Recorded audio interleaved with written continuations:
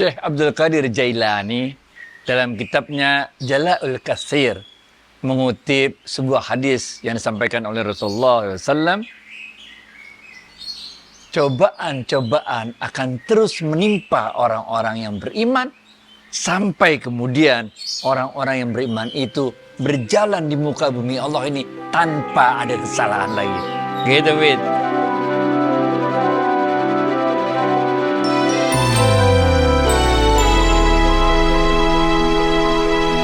Assalamualaikum warahmatullahi wabarakatuh, sahabat Smart Skill School.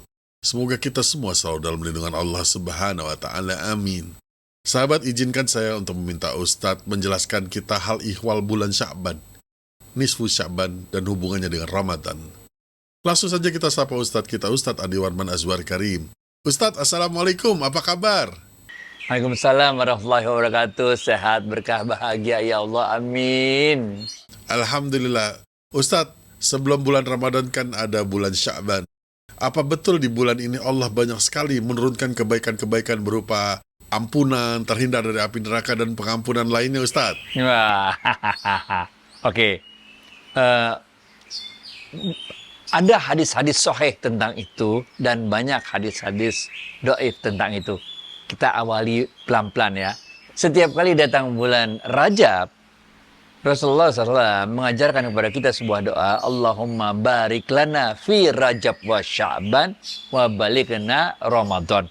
Wahai Allah, berkahi kami di dalam bulan Rajab dan bulan Sya'ban ini, dan sampaikan kami, pertemukan kami dengan bulan Ramadan. Nah ini.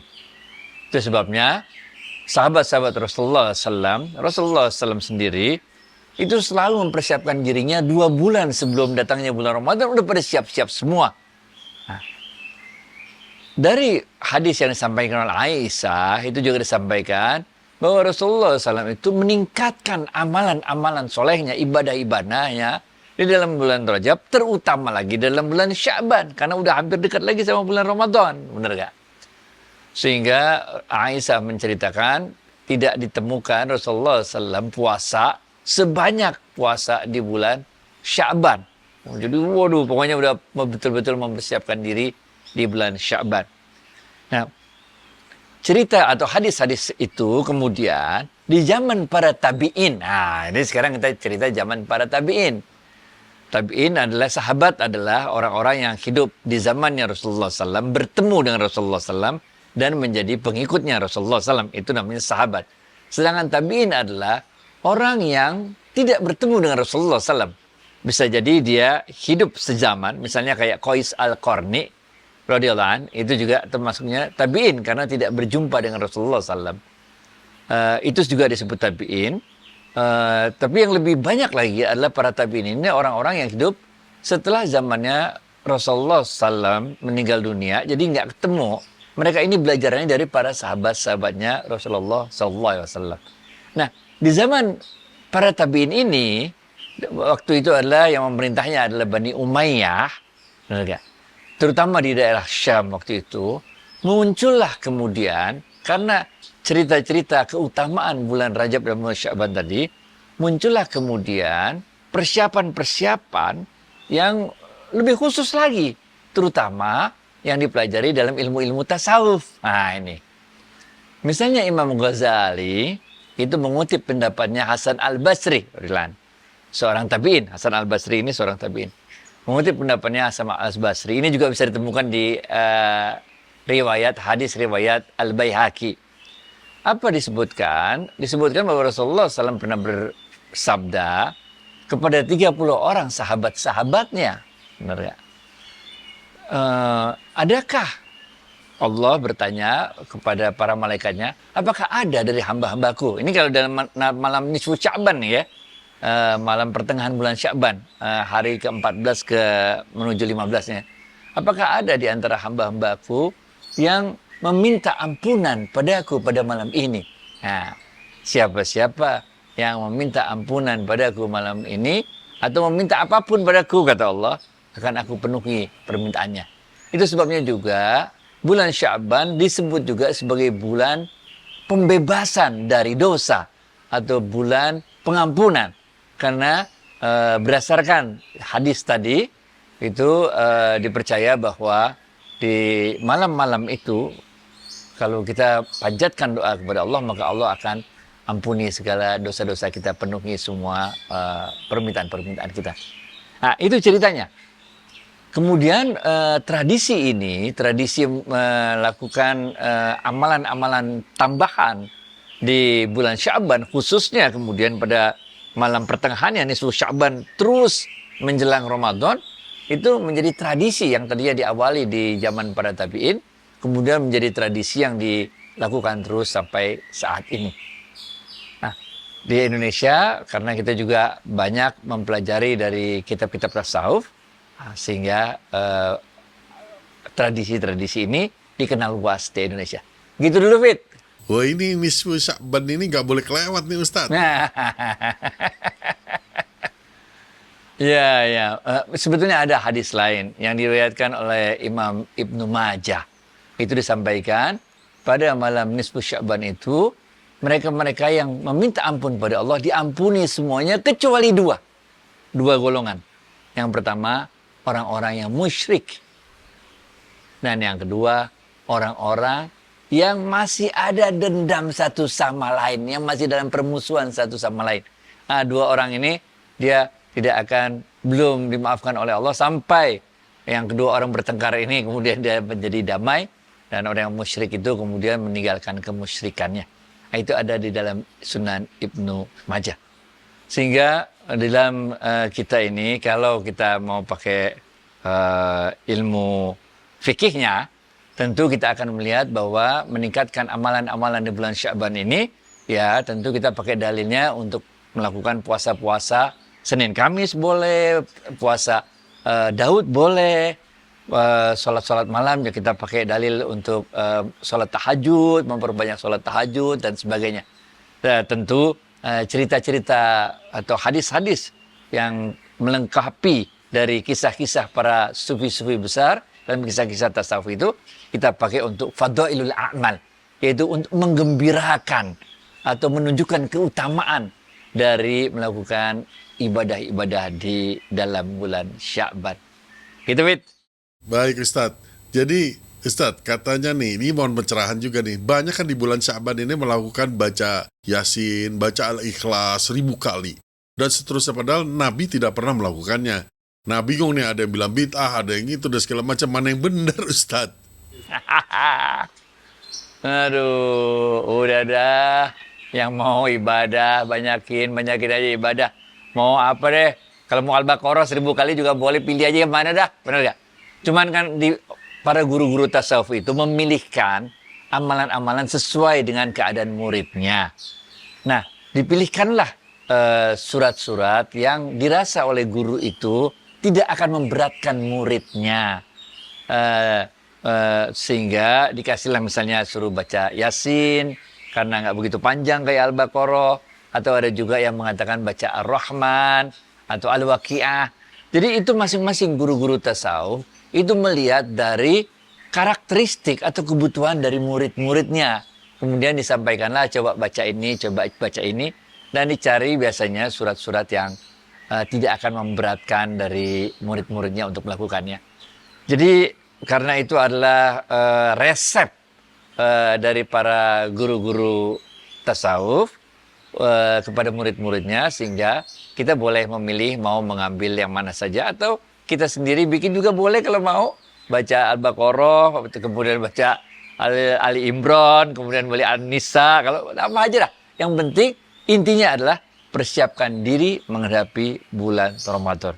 Nah ini, dalam ilmu tasawuf kita harus mempersiapkan diri jauh-jauh hari sebelum datangnya bulan Ramadan.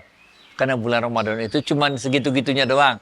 Kalau kita terlambat mempersiapkan diri, nah ini Masya Allah, nanti kita akan rugi melewati bulan Ramadan. Tapi jangan lupa bahwa Syekh Abdul Qadir Jailani dalam kitabnya Jala'ul Qasir, nah ini, bahwa kita lakukan amalan-amalan itu iya bagus benar.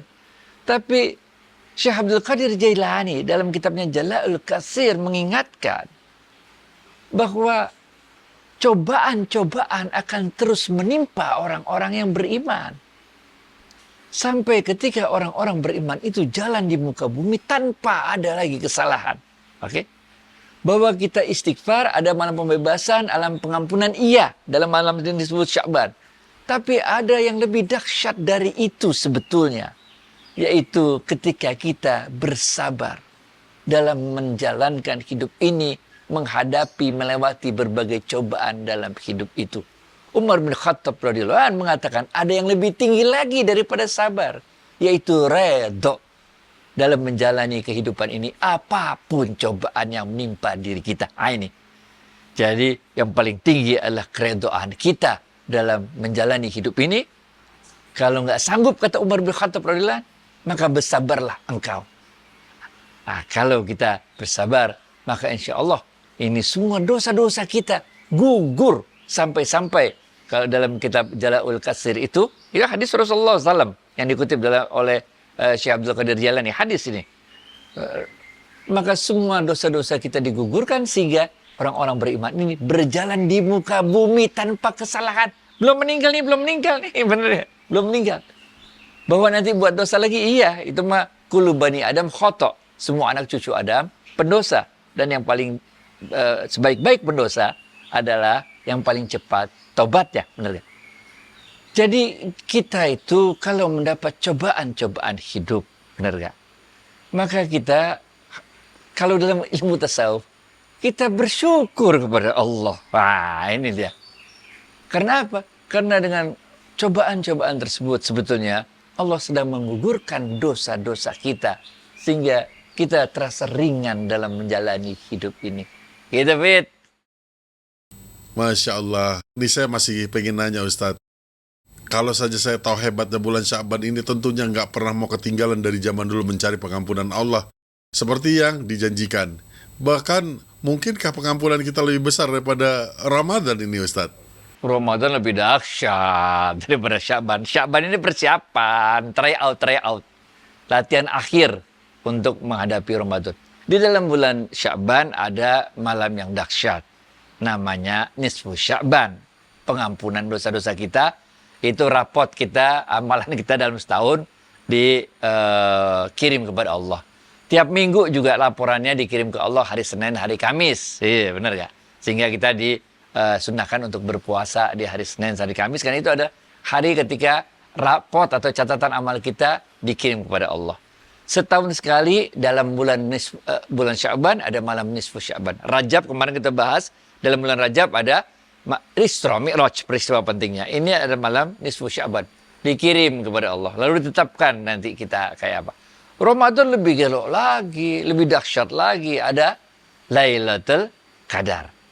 Nah, ini ada pembahasan panjang lebar. Apa bedanya Nisfu Sya'ban dengan Lailatul Qadar. Dan mengapa Nisfu Sya'ban tidak dirahasiakan, sedangkan Lailatul Qadar dirahasiakan. Gitu, Fit. Menarik nih. Next episode tuh boleh tuh Ustadz. Ada doanya nggak Ustadz? Untuk Sya'ban, ini ada dalam kitab Jala'ul Qasir yang ditulis oleh Syekh Abdul Qadir Jailani. Itu ada sebuah doa yang berbunyi, Ya Allah, masukkan kami ke dalam golongan orang-orang yang redho, yang tunduk, yang berserah diri padamu, ya Allah.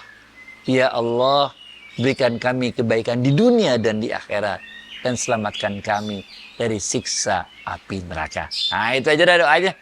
Masya Allah. Nah Ustadz, nih sahabat ada yang bertanya sampai pakai huruf besar nih Ustadz, saking ingin dijawab barangkali Ustadz. Beliau bertanya mengenai kisah kakek yang tenggelam yang tidak ikut kapal Nabi Nuh karena menolak pertolongan manusia yang sampai 3 kali digendong, naik kapal dan lain-lain. Dia hanya mau pertolongan dari Allah semata. Jadi kakek itu masuk surga atau neraka? Masuk surga. Jadi waktu dia meninggal dunia, kemudian dia bertanya pada Allah, wahai Allah, mengapa engkau biarkan diriku, padahal aku seumur hidupku telah mengisinya dengan berbagai amal ibadah kepadamu. Kok waktu ada aku dalam kesulitan, engkau tidak datang memberikan pertolongan pada diriku? Maka waktu dia bertanya kepada itu, kemudian Allah menjawabnya, bukankah telah aku kirimkan 3 orang yang aku gerakkan untuk memberikan pertolongan pada dirimu, tapi engkau terlalu angkuh hatinya untuk menerima pertolongan yang aku berikan. Pada saat itu dia bilang, dia langsung istighfar, minta ampun, minta maaf kepada Allah bahwa dia tidak menyadari hal tersebut. kemudian Allah ampuni dan maafkan dia sehingga dia kemudian dimasukkan ke dalam surga. Ya, mudah-mudahan terjawab sudah pertanyaan sahabat. Ustadz, terima kasih atas waktu dan tausiahnya. Assalamualaikum warahmatullahi wabarakatuh. Waalaikumsalam warahmatullahi wabarakatuh.